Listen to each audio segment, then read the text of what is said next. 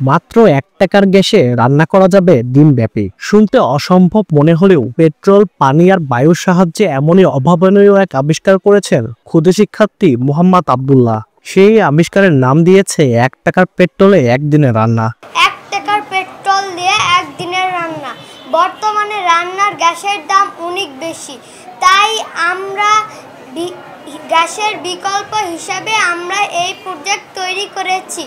এই প্রজেক্ট ব্যবহার করে মাত্র 1 টাকা খরচ করে পরিবারের জন্য একদিনের রান্না করতে পারি।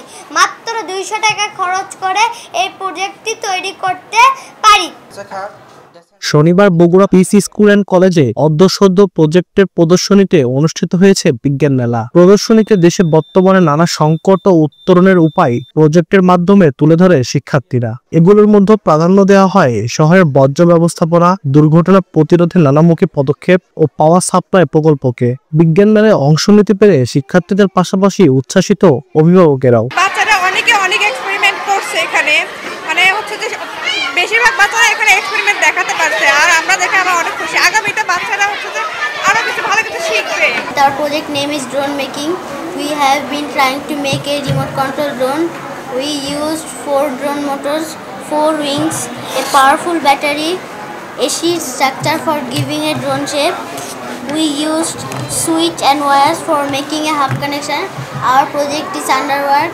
Inshallah we will succeed very soon. Piece school and college এই 2025-এ খুব অল্প সময়ের মধ্যে হলেও একটা পরিবেশ তৈরির চেষ্টা করেছে, যাতে আমরা আমাদের সন্তানদেরকে আধুনিক বিজ্ঞানের সাথে পরিচয় করিয়ে দিতে পারি।